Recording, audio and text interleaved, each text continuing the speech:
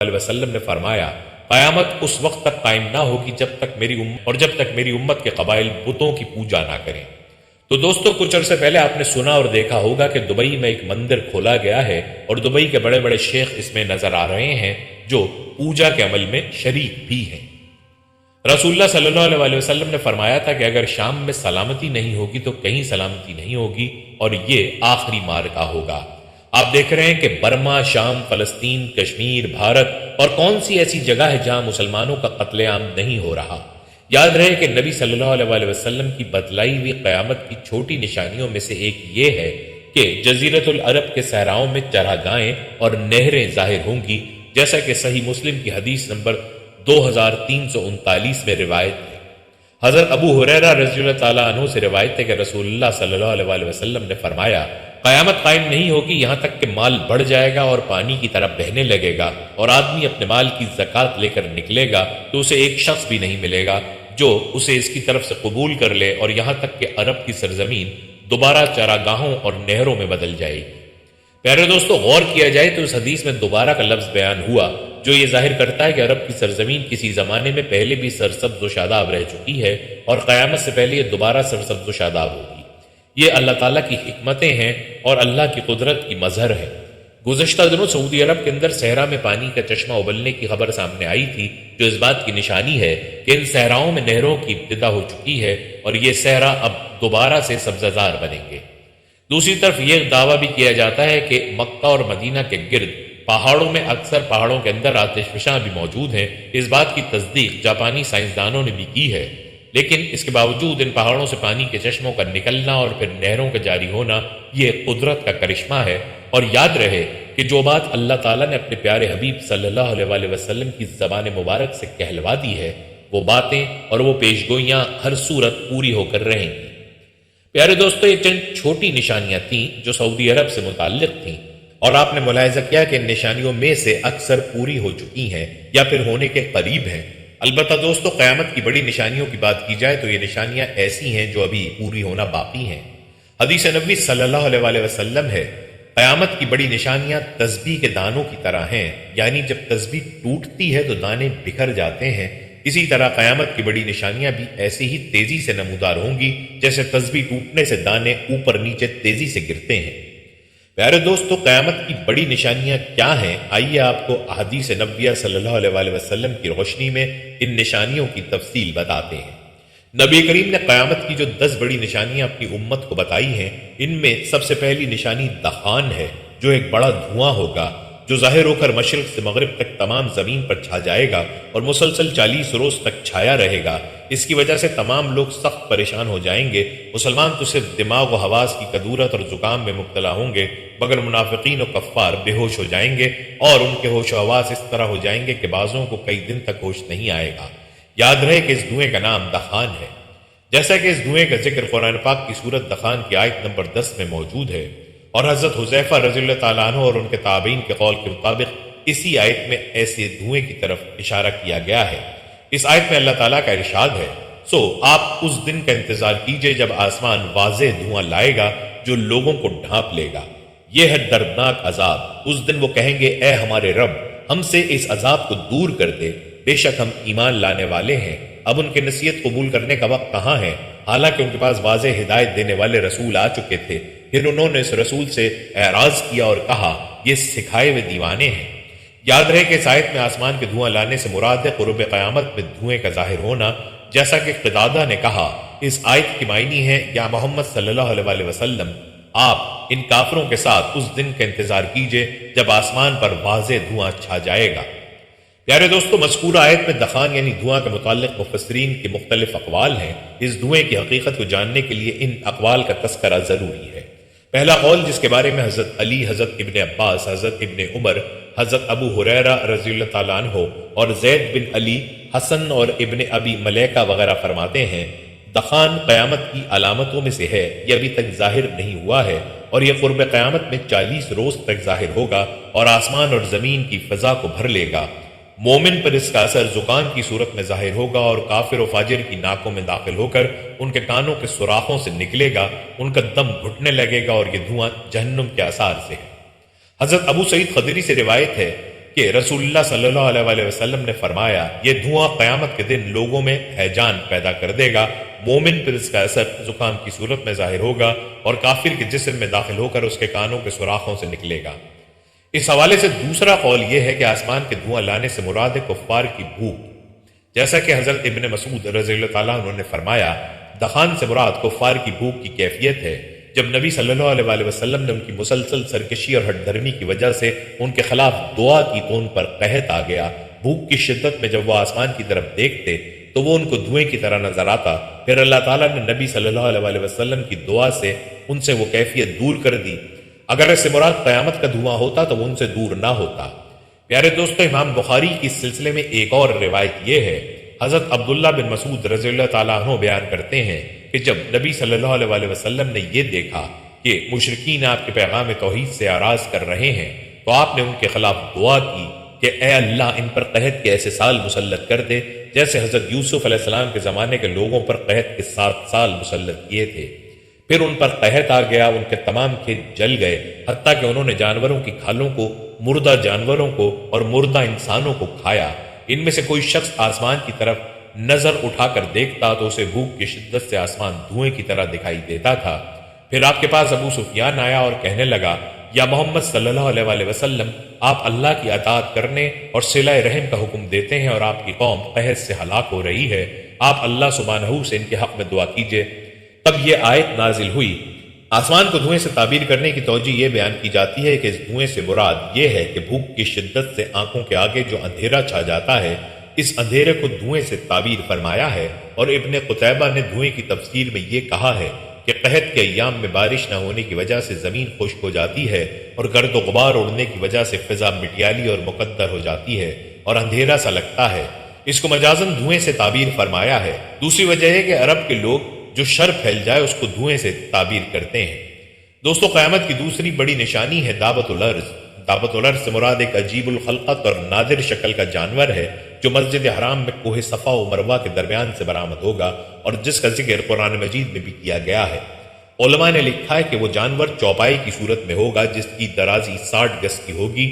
اس کے نمودار ہونے کی صورت یہ ہوگی کہ کوہ صفا جو کعبے کی مشرقی جانب واقع ہے یک زلزلے سے پھٹ جائے گا اور اس میں سے یہ جانور نکلے گا۔ اس کے ہاتھ میں حضرت موسیٰ علیہ السلام کا عصا ہوگا اور دوسرے ہاتھ میں حضرت سلیمان کی انگشتری ہوگی۔ تمام شہروں اور علاقوں میں اتنی تیزی کے ساتھ دورہ کرے گا کہ کوئی فرد بشر اس کا پیچھا نہ کر سکے گا اور دوڑ میں اس کا مقابلہ کر کے اس سے چھٹکارا نہ پا سکے گا۔ جہاں جہاں جائے گا ہر شخص پر نشان لگاتا جائے گا۔ جو صاحب ایمان ہوگا اس کو حضرت موسیٰ علیہ السلام کے عصا سے چھوئے گا اور اس کی پیشانی پر مومن لکھ دے گا، اور جو کافر ہوگا اس پر حضرت سلیمان علیہ السلام کی انگشتری سے سیاہ مہر لگا دے گا اور اس کے منہ پر کافر لکھ دے گا۔ ابو داؤد میں ہے کہ دعوت الارض 3 مرتبہ نکلے گا، دور دراز کے جنگل سے ظاہر ہوگا اور اس کا ذکر شہر یعنی مکہ تک نہ پہنچے گا۔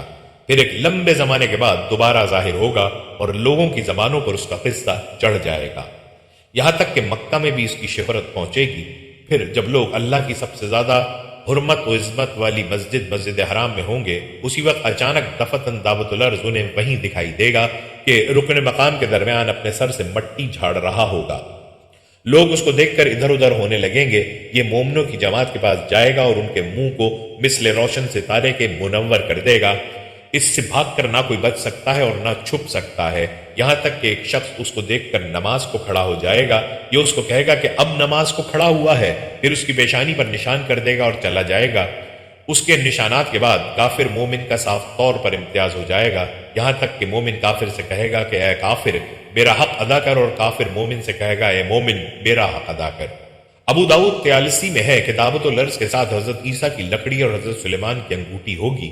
کافروں کی ناک پر لکڑی سے مہر لگائے گا اور مومنوں کے منہ انگوٹھی سے منور کر دے گا، یہاں تک کہ ایک دسترخوان پر بیٹھے ہوئے مومن کافر سب ظاہر ہو جائیں گے۔ ایک اور حدیث میں جو مسند احمد میں ہے مروی ہے کہ کافروں کے ناک پر انگوٹھی سے مہر کرے گا اور مومنوں کے چہرے لکڑی سے چمکا دے گا۔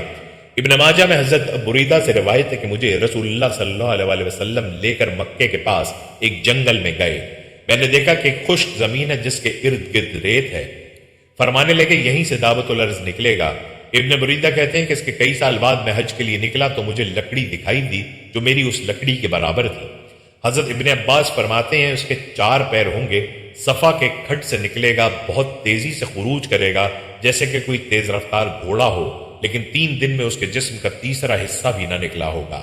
حضرت عبداللہ بن عمر سے جب اس کی بابت پوچھا گیا تو فرمانے لگے، جیاد میں ایک چٹان ہے، اس کے نیچے سے نکلے گا، میں اگر وہاں ہوتا تو تمہیں وہ چٹان دکھا دیتا۔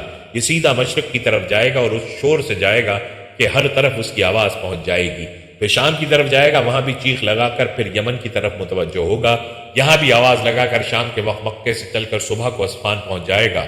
لوگوں نے پوچھا پھر کیا ہوگا؟ فرمایا پھر مجھے معلوم نہیں۔ 10 بڑی نشانیوں والی حدیث میں نبی کریم صلی اللہ علیہ وسلم نے قیامت کی جو تیسری بڑی نشانی بتلائی ہے وہ ہے دجال کا ظہور۔ یاد رہے کہ دجال کے فتنے کو اس کائنات کا سب سے بڑا فتنہ بتایا گیا ہے، جیسا کہ نبی کریم صلی اللہ علیہ وسلم کا فرمان ہے کہ اس دنیا میں دجال سے بڑا کوئی فتنہ نہیں ہوگا۔ تو آئیے دجال کے بارے میں آپ کو مکمل تفصیل بتاتے ہیں کہ دجال کی شکل و صورت کیسی ہوگی، دجال کے مکر کیا ہوں گے، وہ کہاں موجود ہے اور کہاں سے اس کا ظہور ہوگا اور اس کا قتل کون کرے گا۔ روایات میں آتا ہے کہ دجال ایک نوجوان مرد ہوگا، وہ بھاری بھرکم جسم اور سرخ رنگت کا مالک ہوگا، عوام میں اس کا لقب مسیح ہوگا، وہ ایک کان سے کانا ہوگا، اس کے بال چھوٹے اور گنگریالے ہوں گے، سواری میں ایک بڑا گدھا ہوگا۔ اولاً اس کا ظہور ملک عراق و شام کے درمیان ہوگا جہاں نبوت اور رسالت کا دعویٰ کرتا ہوگا، پھر وہاں سے اصفہان چلا جائے گا، یہاں اس کے ہمراہ 70,000 یہودی ہوں گے، یہیں سے خدائی کا دعویٰ کر کے چاروں طرف فساد برپا کرے گا اور زمین کے اکثر مقامات پر گشت کر کے لوگوں سے اپنے آپ کو خدا منوائے گا۔ دوستوں کہتے ہیں کہ لوگوں کی آزمائش کے لیے خداوند کریم اس سے بڑے بڑے عجیب و غریب کام ظاہر کروائے گا۔ اس کی پیشانی پر لفظ کاف پے رے لکھا ہوگا، جس کی شناخت صرف اہل ایمان ہی کر سکیں گے۔ اس کے ساتھ ایک آگ ہوگی جس کو دوزخ سے تعبیر کرے گا اور ایک باغ ہوگا جس کو جنت کہے گا، مخالفین کو آگ میں اور موافقین کو جنت میں ڈالے گا۔ اس کے پاس کھانے پینے کی چیزوں کا بہت بڑا ذخیرہ ہوگا، جس کو چاہے دے گا، جو فرقہ اس کا مخالف ہوگا تو اس سے اشیاء مذکورہ بند کر دے گا، اسی قسم کی بہت سی ایذائیں مسلمانوں کو پہنچائے گا، مگر خدا کے فضل سے اللہ کا ذکر اور تسبیح و تقدیس مسلمانوں کو کھانے پینے کا کام دے گی۔ دوستو روایات کے مطابق اس کے ظاہر ہونے سے 2 سال پہلے قحط رہ چکا ہوگا اور تیسرے سال دوران قحط ہی اس کا ظہور ہوگا۔ کہتے ہیں اس کے ساتھ جنت اور دوزخ بھی ہوگی، لیکن حقیقت میں وہ جنت دوزخ ہوگی اور دوزخ جنت ہوگی۔ تو جو شخص اس کی دوزخ میں ڈالا جائے اسے چاہیے کہ سورہ کہف کی ابتدائی آیات پڑھے تو وہ دوزخ اس کے لیے ایسا ہی باغ ہو جائے گی جیسے ابراہیم علیہ السلام پر ہوئی تھی۔ میرے دوستو روایات کے مطابق اس کا ایک فتنہ یہ بھی ہوگا کہ وہ ایک دیہاتی سے کہے گا کہ اگر میں تیرے ماں باپ کو زندہ کر دوں تو کیا مجھے تو خدا مانے گا؟ وہ کہے گا ہاں، تو 2 شیطان اس کے ماں باپ کی صورت بنا کر آئیں گے اور اس سے کہیں گے کہ بیٹا اس کی اطاعت کرو، یہ تیرا رب ہے۔ اور فرمایا کہ ایک فتنہ دجال کا یہ ہے کہ ایک شخص کو مار کر اور چیر کر اس کے 2 ٹکڑے کر دے گا اور کہے گا دیکھو میں اس بندے کو اب ملاتا ہوں، تو کیا اس کے بعد بھی میرے علاوہ کوئی دوسرے خدا کو مانو گے؟ خدا تعالیٰ اس دجال کا فتنہ پورا کرنے کے لیے اسے دوبارہ زندہ کر دے گا۔ دجال اسے پوچھے گا تیرا رب کون ہے؟ تو وہ کہے گا کہ میرا رب اللہ ہے اور تو خدا کا دشمن دجال ہے۔ خدا کی قسم اب تو مجھے تیرے دجال ہونے کا پورا یقین ہو گیا۔ اور دوستو یہ بھی فرمایا کہ دجال کا ایک فتنہ یہ بھی ہوگا کہ دجال آسمان کو حکم کرے گا تو می برسائے گا اور زمین کو حکم دے گا تو وہ سبزہ اگائے گی، اور اس روز چرنے والے جانور خوب موٹے تازے ہوں گے، کوکھیں بھری ہوئی تھن دودھ سے لبریز ہوں گے، سوائے مکہ معظمہ اور مدینہ منورہ کے کوئی خطہ زمین کا ایسا نہ ہوگا جہاں دجال نہ پہنچا ہو۔ مکہ اور مدینہ میں داخل ہوتے وقت فرشتے اس کو ننگی تلواروں سے روکیں گے۔ حضرت ابو ہریرہ رضی اللہ تعالیٰ عنہ بیان کرتے ہیں کہ رسول اللہ صلی اللہ علیہ وسلم نے فرمایا قیامت اس وقت تک قائم نہیں ہوگی جب تک اہل روم آماق یا دابق کے مقام پر نہ پہنچ جائیں، پھر ان سے لڑنے کے لیے اس زمانے کے بہترین لوگوں کا ایک لشکر مدینہ منورہ سے روانہ ہوگا۔ جب دونوں لشکر آمنے سامنے صف بستہ ہوں گے تو رومی کہیں گے کہ ہمارے جو آدمی قید کیے گئے ہیں اور اب مسلمان ہو چکے ہیں انہیں اور ہمیں تنہا چھوڑ دو، ہم ان سے جنگ کریں گے۔ مسلمان کہیں گے نہیں واللہ ہم ارغز اپنے بھائیوں کو تمہارے حوالے نہیں کریں گے۔ اس پر وہ ان سے جنگ کریں گے۔ اب ایک تہائی مسلمان تو بھاگ کھڑے ہوں گے جن کی توبہ اللہ تعالیٰ کبھی قبول نہیں کرے گا، یعنی انہیں توبہ کی توفیق ہی نہ ہوگی۔ ایک تہائی مسلمان قتل ہو جائیں گے جو اللہ کے نزدیک افضل الشہداء یعنی بہترین شہید قرار پائیں گے۔ اور باقی ایک تہائی مسلمان فتح حاصل کر لیں گے، جس کے نتیجے میں یہ آئندہ ہر قسم کے فتنوں سے محفوظ و معمون ہو جائیں گے۔ اس کے بعد جلدی یہ لوگ قسطنطنیہ فتح کر لیں گے اور اپنی تلواریں زیتون کے درخت پر لٹکا کر ابھی یہ لوگ مال غنیمت تقسیم ہی کر رہے ہوں گے کہ شیطان ان میں چیخ کر یہ آواز لگائے گا کہ مسیح یعنی دجال تمہارے پیچھے تمہارے گھروں اور بستیوں میں گھس گیا ہے۔ یہ سنتے ہی یہ لشکر دجال کے مقابلے کے لیے قسطنطنیہ سے روانہ ہو جائے گا، لیکن یہ خبر غلط ہوگی۔ پھر جب یہ لوگ شام پہنچیں گے تو دجال واقعی نکل آئے گا۔ وہاں ابھی مسلمان جنگ کی تیاری اور صفیں درست کرنے ہی میں مشغول ہوں گے کہ نماز فجر کی اقامت ہو جائے گی اور معاً بعد عیسیٰ بن مریم علیہ السلام نازل ہو جائیں گے اور مسلمانوں کے امیر کو ان کی امامت کا حکم فرمائیں گے۔ اللہ کا دشمن دجال عیسیٰ علیہ السلام کو دیکھتے ہی اس طرح پگھل جائے گا جیسے نمک پانی میں گھلتا ہے۔ اگر عیسیٰ علیہ السلام اسے چھوڑ بھی دیتے تب بھی وہ گھل گھل کر ہلاک ہو جاتا، لیکن اللہ تعالیٰ اسے حضرت عیسیٰ علیہ السلام کے ہاتھوں قتل کروائے گا اور وہ اپنے نیزے پر اس کا خون لوگوں کو دکھلائیں گے۔ اس حدیث کو امام مسلم اور ابن حبان نے روایت کیا ہے۔ دوستو، دجال کے قتل کے حوالے سے ایک اور حدیث مسلم شریف میں یوں بیان ہوئی ہے کہ حق تعالیٰ شانہ عیسیٰ علیہ السلام کو بھیجے گا۔ عیسیٰ علیہ السلام دمشق جامع مسجد کے سفید مینار کے پاس اتریں گے۔ دمشق کے شہر میں مشرق کی طرف زرد رنگ کا کپڑا پہنے ہوئے، اپنے دونوں ہاتھ دو فرشتوں کے بازوؤں پر رکھے ہوئے، جب عیسیٰ علیہ السلام اپنا سر جھکائیں گے تو پسینہ ٹپکے گا، اور جب اپنا سر اٹھائیں گے تو موتی کی طرح بوندیں بہیں گی۔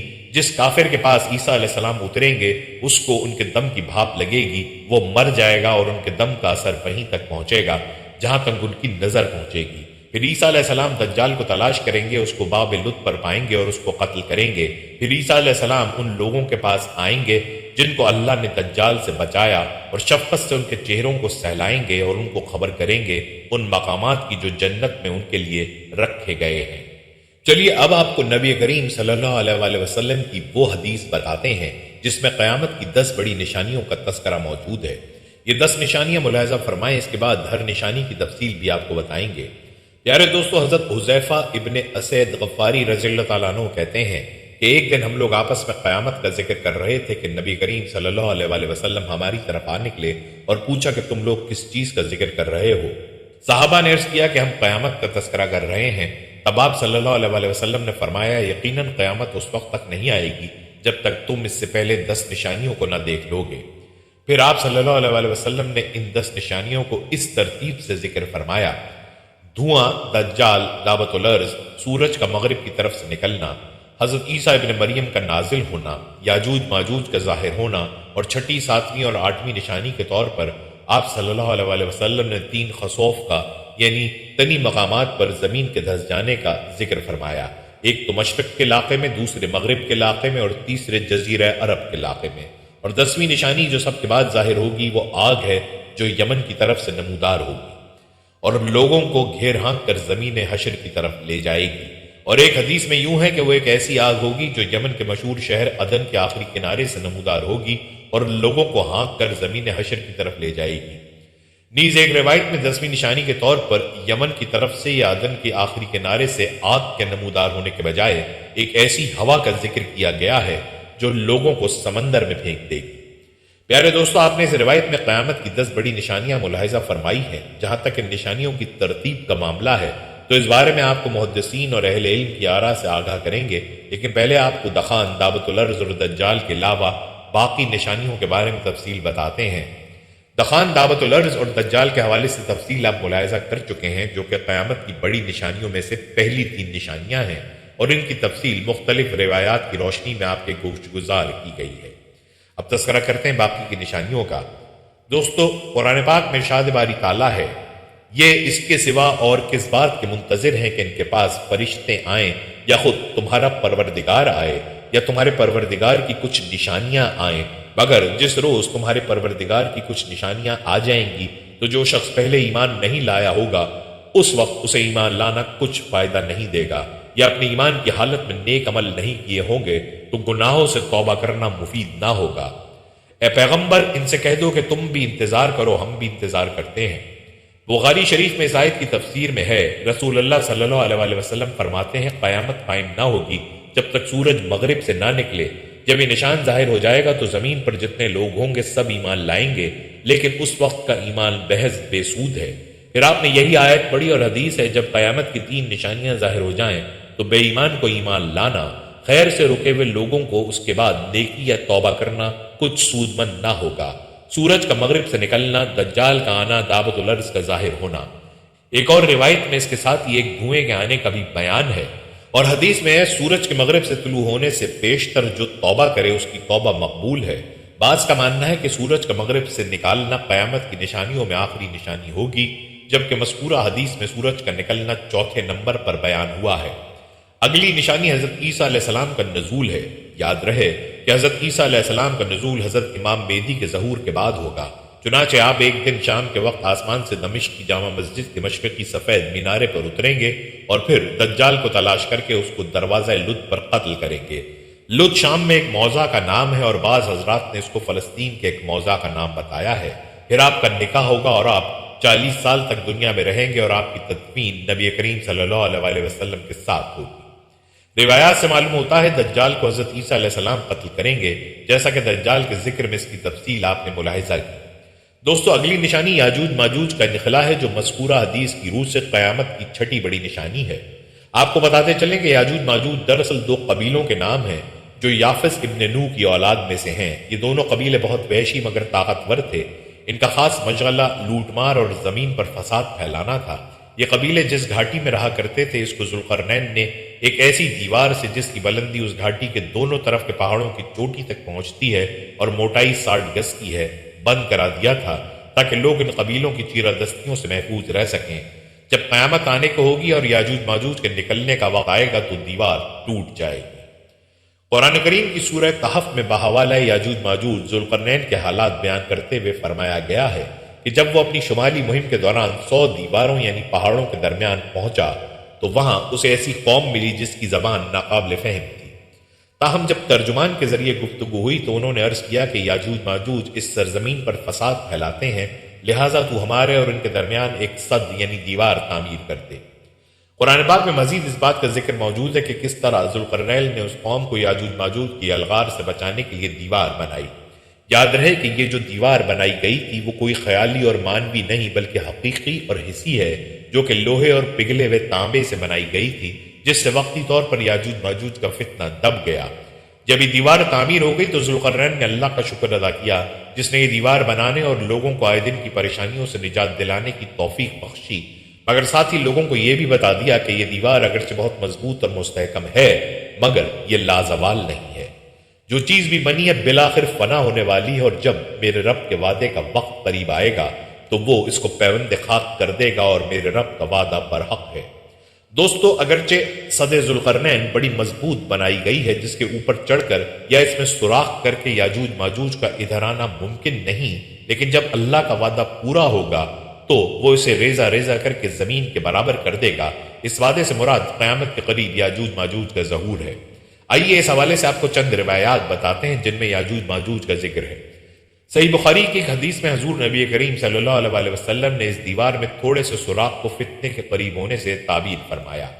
ایک اور حدیث میں آتا ہے کہ یاجوج ماجوج ہر روز اس دیوار کو کھودتے ہیں اور پھر کل کے لیے چھوڑ دیتے ہیں، لیکن جب اللہ کی مشیت ان کے خروج کی ہوگی تو پھر وہ کہیں گے کل انشاءاللہ اس کو کھودیں گے، اور پھر دوسرے دن وہ اس سے نکلنے میں کامیاب ہو جائیں گے اور زمین میں فساد پھیلائیں گے، یعنی انسانوں کو بھی کھانے سے گریز نہیں کریں گے۔ تو اللہ تعالیٰ کی طرف سے حضرت عیسیٰ علیہ السلام کو حکم ہوگا کہ وہ مسلمانوں کو طور کی طرف جمع کر لے، کیونکہ یاجوج ماجوج کا مقابلہ کسی کے بس میں نہ ہوگا۔ حضرت عیسیٰ اور ان کے ساتھی اس وقت ایسی جگہ کھڑے ہوں گے جہاں غذا کی سخت قلت ہوگی، پھر لوگوں کی درخواست پر حضرت عیسیٰ یاجوج ماجوج کے لیے بد دعا فرمائیں گے۔ پس اللہ تعالیٰ ان کی گردنوں اور کانوں میں کیڑا پیدا کر دے گا جو بعد میں پھوڑا بن جائے گا، جس کے پھٹنے سے ہلاک ہونا شروع ہو جائیں گے، سب کے سب مر جائیں گے، ان کی لاشوں سے ایک بالش زمین بھی خالی نہ ہوگی، ہر طرف ان کی لاشوں کی گندی بو پھیل جائے گی۔ پھر عیسیٰ ابن مریم دعا کریں گے تو اللہ جل شانہ اونٹ کی گردن برابر پرندے بھیجیں گے جو ان کی لاشوں کو اٹھا کر نہ جانے کہاں پھینک دیں گے۔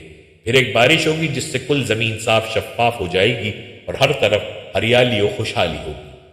پیارے دوستو، اس روایت سے یہ بات معلوم ہوتی ہے کہ یاجوج ماجوج کا انخلاء بھی حضرت عیسیٰ علیہ السلام ہی کے دور میں ہوگا، اور یہ ترتیب سمجھ میں آتی ہے کہ دجال پہلے آئے گا، پھر حضرت عیسیٰ علیہ السلام کا نزول ہو جائے گا جو اس کا قتل کریں گے، اور اس کے بعد عیسیٰ علیہ السلام ہی کے دور میں یاجوج ماجوج کا انخلاء ہوگا جو آپ ہی کی دعا سے ختم ہوں گے۔ یاد رہے کہ یہ بات حدیث پاک میں بیان ہو چکی ہے کہ قیامت کی یہ بڑی نشانیاں اس طرح اوپر نیچے ظاہر ہوں گی جیسا کہ تسبیح ٹوٹنے سے اس کے دانے اوپر نیچے گرتے ہیں۔ دوستو اب ذکر کرتے ہیں زمین میں دھسنے کا، جس کو مذکورہ حدیث میں 3 خسوف کہا گیا ہے، اور آپ صلی اللہ علیہ وسلم نے 3 خسوف کا ذکر 3 نشانیوں کے طور پر بیان فرمایا ہے۔ خسوف کے بارے میں ابن مالک نے کہا ہے کہ عذاب الہی کے طور پر زمین کا دھس جانا مختلف زمانوں اور مختلف علاقوں میں واقع ہو چکا ہے، لیکن احتمال ہے کہ یہاں حدیث میں جن 3 خسوف کا ذکر فرمایا ہے وہ پہلے واقع ہو چکنے والے خسوف کے علاوہ ہوں گے اور ان سے بھی زیادہ سخت ہوں گے۔ معلوم ہوا کہ قیامت کی بڑی نشانیوں میں سے ایک نشانی یہ بھی ہے کہ روئے زمین پر زمین کے پھٹ جانے یا دھس جانے کے 3 ایسے واقعات رونما ہوں گے کہ لوگ بہت زیادہ خوفزدہ ہو جائیں گے، کیونکہ ان کے اثرات بہت ہی ہولناک ہوں گے۔ یوں تو دنیا میں پہلے بھی زمین کے پھٹنے کے ایسے کئی واقعات سننے کو مل چکے ہیں، لیکن جن واقعات کی خبر آپ صلی اللہ علیہ وسلم نے دی ہے وہ ہماری سوچ سے بالا تر ہے۔ وہ کس قدر بھیانک عذاب ہوگا کہ روئے زمین پر کوئی بھی اس کے خوف سے بچ نہیں پائے گا۔ زمین کا دھسنا قیامت کبریٰ کی نشانیوں میں سے ہے۔ وہ کب ہونا ہے، کس جگہ ہونا ہے، اس کا علم تو اللہ پاک کی ذات اقدس ہی جانتی ہے، لیکن آپ نے ان سمتوں کی طرف اشارہ ضرور دیا ہے کہ ایک واقعہ اہل مغرب کی طرف ہوگا، وہ اس قدر بھیانک ہوگا کہ پورا مغرب اس کے خوف کی لپیٹ میں ہوگا، جبکہ دوسرا واقعہ اہل مشرق کی طرف ہوگا اور تیسرا واقعہ اہل عرب کی سرزمین پر ہوگا۔ یاد رہے کہ زمین کا دھس جانا اللہ رب العزت کے احکامات کی پامالی، نافرمانی، ناشکری اور اس کے عذاب کو دعوت دینے کی طرف اشارہ ہے۔ معلوم ہوتا ہے جیسے آنے والے وقت میں روئے زمین پر صرف بدکار، گناہگار اور نافرمان لوگوں کا ڈیرا ہوگا جو کثرت گناہ کی دلدل میں جکڑے ہوں گے۔ لوگوں کے روز و شب اور مصروفیات کا اندازہ آپ صلی اللہ علیہ وسلم کے اس فرمان سے واضح ہوتا ہے کہ میری امت کے کچھ لوگ کھانے پینے اور لہو و لعب میں رات گزاریں گے، جب صبح ہوگی تو سب کے سب خنزیر بن چکے ہوں گے۔ اس امت کے بعض قبائل کو ان کے گھروں سمیت زمین میں دھسا دیا جائے گا۔ جب صبح ہوگی تو لوگ کہیں گے کہ آج رات بنو فلاں کو زمین میں دھسا دیا گیا ہے، آج رات فلاں قبیلے کے گھروں کو زمین میں دھسا دیا گیا ہے۔ ان پر پتھر برسائے جائیں گے اور ان پر منحوس ہوا بھیجی جائے گی جو انہیں اسی طرح ریزہ ریزہ کر کے اڑا دے گی جس طرح قوموں کو ان کے شراب پینے، سود کھانے، مردوں کے ریشم پہننے، گانے بجانے والی عورتیں اختیار کرنے اور قطع رحمی کرنے کی وجہ سے بیخ و بند سے اڑا چکی ہے۔ دوستو یہ تھا ذکر خسوف یعنی زمین کے دھس جانے کا۔ اگلی نشانی آگ ہے، جس کے بارے میں فرمایا کہ لوگوں کو ہانک کر زمین حشر کی طرف لے کر جائے گی، جس میں زمین حشر سے مراد ملک شام کا وہ علاقہ ہے جہاں وہ آگ لوگوں کو لے جا کر چھوڑے گی۔ بعض حضرات نے یہ کہا ہے کہ زیادہ صحیح بات یہ ہے کہ اس آگ کی ابتدا ملک شام سے ہوگی، یا یہ کہ ملک شام کو اس قدر وسیع و فراخ کر دیا جائے گا کہ پورے عالم کے لوگ اس میں جمع ہو جائیں گے۔ بہرحال حدیث کے اس جملے کا مفہوم یہ نہیں ہے کہ اس آگ کا لوگوں کو ہانکنا حشر کے بعد ہوگا۔ اگر زمین حشر سے مراد میدان حشر لیا جاتا تو یقیناً یہ مفہوم پیدا ہوتا اور اس پر اعتراض بھی واقع ہوتا، لیکن جب یہاں میدان حشر مراد ہی نہیں ہے تو پھر کوئی اعتراض بھی پیدا نہیں ہو سکتا۔ نیز ایک روایت میں یہ منقول ہے کہ وہ آگ حجاز کی سرزمین سے نمودار ہوگی، جبکہ یہاں حدیث میں اس کا یمن کی جانب سے نمودار ہونا بیان کیا گیا ہے۔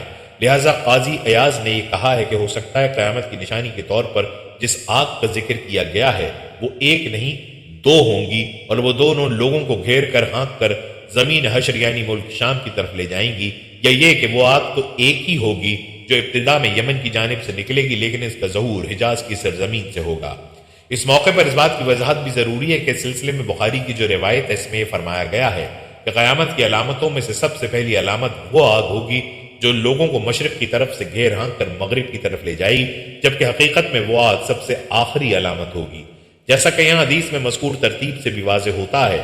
پس اس تضاد کو اس تعویل کے ذریعے دور کیا جائے گا کہ قیامت کی سب سے آخری نشانی مذکورہ آگ ہوگی، اور بخاری کی روایت میں آگ کو جو سب سے پہلی نشانی قرار دیا گیا ہے تو وہ اس اعتبار سے کہ آگ قیامت کی ان نشانیوں میں سے سب سے پہلی نشانی ہوگی جن کے بعد دنیا کی چیزوں میں سے کوئی چیز باقی نہیں رہے گی، بلکہ نشانیوں کے وقوع پذیر ہونے کے ساتھ ہی سور پھونکا جائے گا۔ ان کے برخلاف یہاں حدیث میں جن نشانیوں کا ذکر کیا گیا ہے ان میں سے ہر ایک نشانی کے بعد بھی دنیا کی چیزیں باقی رہیں گی۔ دوستو روایات میں ایک ایسی ہوا کا ذکر بھی کیا گیا ہے جو لوگوں کو سمندر میں پھینک دے گی۔ یہ روایت بظاہر اس روایت کے خلاف ہے جس میں آگ کا ذکر ہے، بس ان دونوں روایتوں کے درمیان مطابقت و یکسانیت پیدا کرنے کے لیے یہ کہا گیا ہے کہ اس دوسری روایت میں لفظ ناس سے مراد کفار ہیں اور ان کو ہانکنے والی آگ ہوا کے سخت جھکڑ کے ساتھ ملی ہوئی ہوگی تاکہ ان کفار کو سمندر میں دھکیلنے کا عمل زیادہ تیز رفتاری کے ساتھ پورا ہو۔ نیز مذکورہ آگ جس کا پانی آگ کی صورت میں تبدیل ہو جائے گا۔ پیارے دوستو، یہ تھا تذکرہ قیامت کی 10 بڑی نشانیوں کا۔ اب تذکرہ کرتے ہیں نشانیوں کی ترتیب کے حوالے سے۔ مذکورہ حدیث میں جن 10 نشانیوں کا ذکر کیا گیا ہے ان کی ترتیب کے بارے میں یہ بات کہی گئی ہے کہ ان میں سے سب سے پہلے جس نشانی کا ظہور ہوگا وہ دھواں ہے، اس کے بعد دجال نکلے گا، پھر حضرت عیسیٰ علیہ السلام آسمان سے نازل ہوں گے، پھر یاجوج ماجوج نکلیں گے، پھر دابت الارض نکلے گا اور پھر آفتاب مغرب کی جانب سے طلوع ہوگا۔ یہ بات اس لیے کہی جاتی ہے کہ حضرت عیسیٰ علیہ السلام کے زمانے میں تمام روئے زمین پر اہل ایمان کے علاوہ کوئی نہیں ہوگا، کیونکہ سارے کفار مسلمان ہوں گے، ان کا ایمان مقبول ہوگا۔ اس کے برخلاف اگر یہ کہا جائے کہ مغرب کی جانب سے آفتاب کا طلوع ہونا دجال کے نکلنے اور حضرت عیسیٰ علیہ السلام کے نازل ہونے سے پہلے ہوگا، تو ظاہر ہے کہ جو کفار حضرت عیسیٰ علیہ السلام کے زمانے میں مسلمان ہوں گے ان کا ایمان مقبول قرار نہ پائے گا، کیونکہ آفتاب مغرب کی جانب سے طلوع ہونے کے بعد توبہ کا دروازہ بند ہو جائے گا اور اس وقت کسی کافر کا ایمان قبول کرنا موت پر نہیں ہوگا، جبکہ حضرت عیسیٰ علیہ السلام کے زمانے میں ایمان قبول کرنے والے تمام لوگوں کا ایمان موت پر ہوگا اور وہ مسلمان مانے جائیں گے۔ بس حدیث میں مذکورہ نشانیوں کو جس ترتیب کے ساتھ ذکر کیا گیا ہے وہ ان نشانیوں کے وقوع پذیر ہونے کی اصل ترتیب نہیں ہے۔ اصل ترتیب کا علم اللہ تعالیٰ ہی کو ہے، اس لیے اس ترتیب میں اختلافات کا تذکرہ کرنا بے سود ہے۔ پیارے دوستو، آج کی ویڈیو میں آپ نے قیامت کی چھوٹی نشانیوں اور بڑی نشانیوں کے بارے میں تفصیل ملاحظہ کی اور یہ بھی ملاحظہ کیا کہ چھوٹی نشانیوں میں سے کئی نشانیاں ایسی ہیں جو کہ پوری ہو چکی ہیں، لیکن ابھی بھی بہت سی بڑی نشانیوں کا پورا ہونا باقی ہے۔ اسی لیے سوشل میڈیا پر جو لوگ اکثر یہ دعوے کرتے ہیں کہ فلاں سال قیامت کا سال ہے یا فلاں سال میں قیامت ہوگی، یہ سب بے بنیاد باتیں ہیں۔ ان باتوں کی کوئی حقیقت نہیں ہے۔ قیامت کب آئے گی اس کا علم صرف اور صرف اللہ تعالیٰ ہی کے پاس ہے۔ اللہ کے علاوہ کوئی بھی اس بارے میں نہیں جانتا۔